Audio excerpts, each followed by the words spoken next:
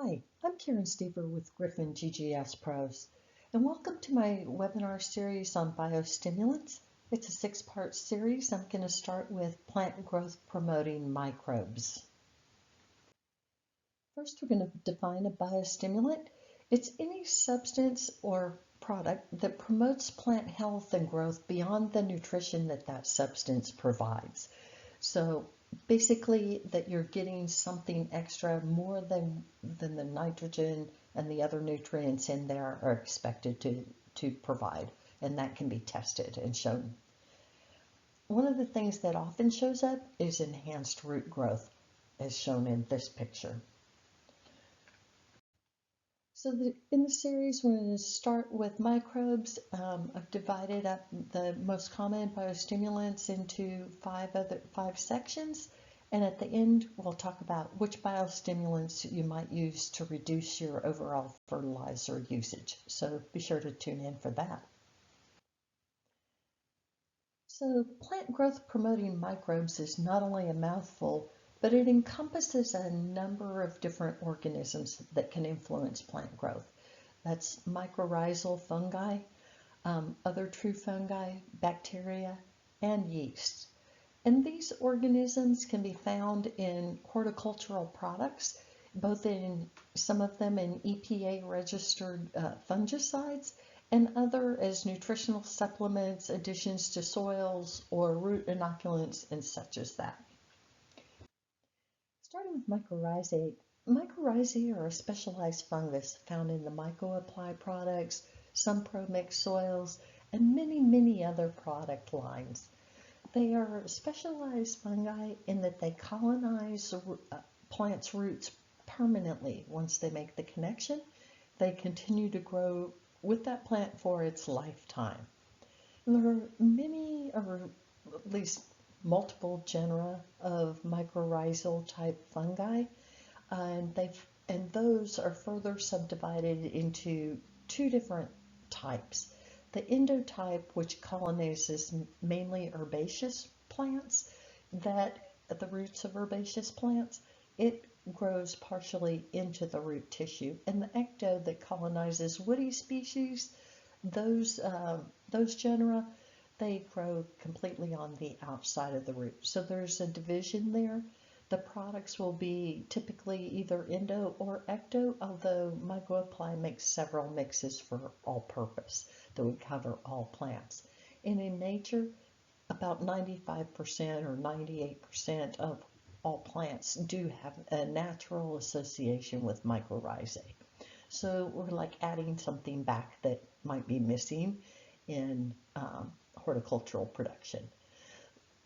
The biostimulant effect that we get from mycorrhizae comes with that massive root expansion, and that increases the nutrient efficiency, improves drought tolerance and water use efficiency, and many plants will show an increase of branching or flowering or fruit yield with mycorrhizae.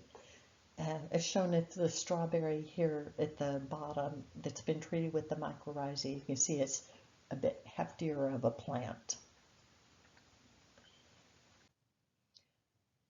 Next, I want to talk about the fungal biostimulant biofungicides.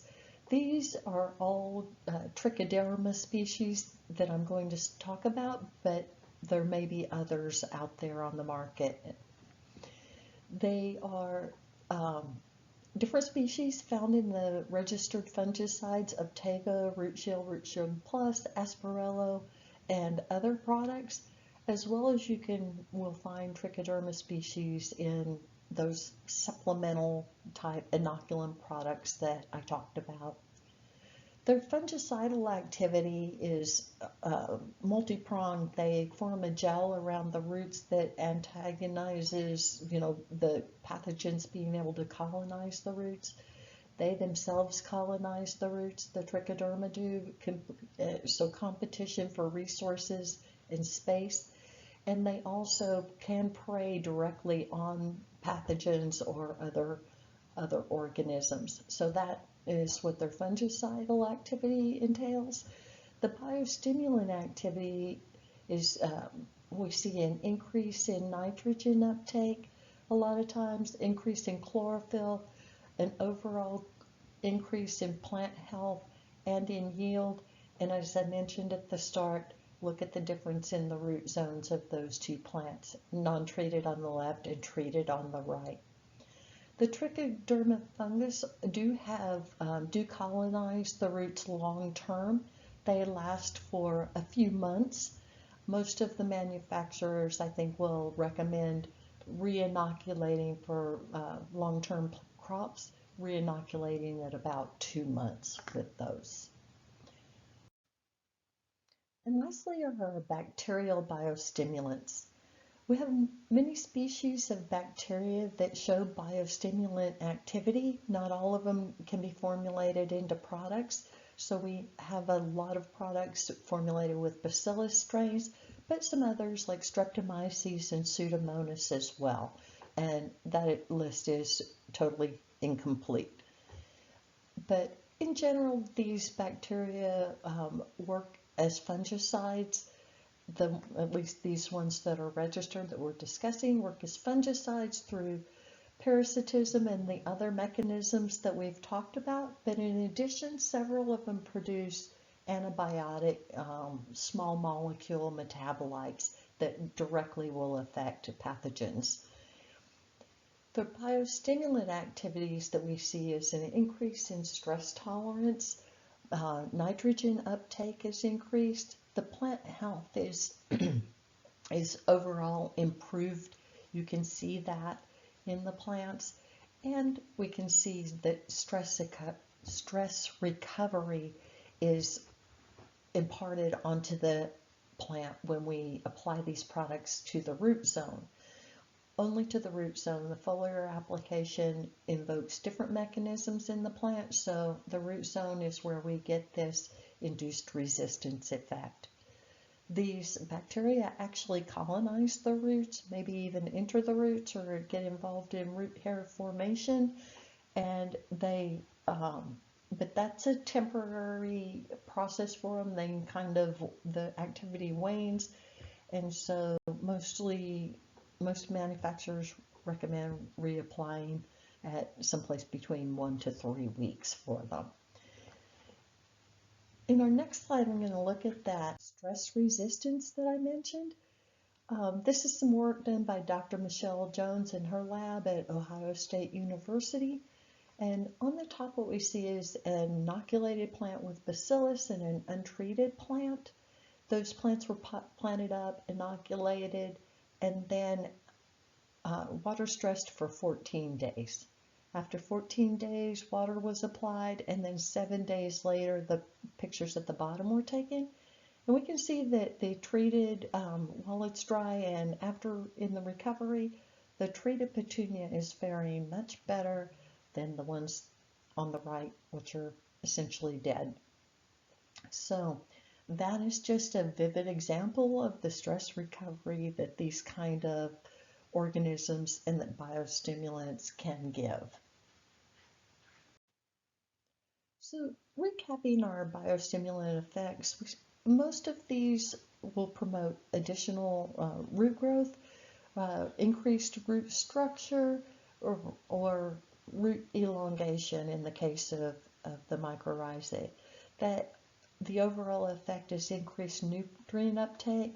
Higher chlorophyll content is a common theme. Better branching, flowering, and yield is also a common theme. And this all happens through induction of the systemic resistance of the plants, the inherent resistance pathways that are in the plants. These organisms just turn them on. Overall, we would say that biostimulants can increase the health and the vigor of our plants. There are a few additional notes. Most of this we've talked about, but the one thing I would like to emphasize is that synergisms and antagonisms can occur between these different organisms, so complex mixtures may not always be the best. The rest we've covered elsewhere or will cover elsewhere. Recommendations. want to encourage you to test biostimulants on your crops to compare them in side-to-side blocks with just a single change, plus and minus the biostimulant. More is not better with a lot of products, and while it's not likely you'll do any damage with the biologicals, you can certainly waste your money by pouring extra on the plants that are beyond what can be used. So follow the manufacturer recommendations and trial at different rates within any recommended ranges. I think that you'll be impressed at what the biostimulants can do for some of your crops. I would say it's good to start with the crop you're having problems with and look at what it can do for that crop. Maybe that's a more obvious situation than a crop that always grows well for you.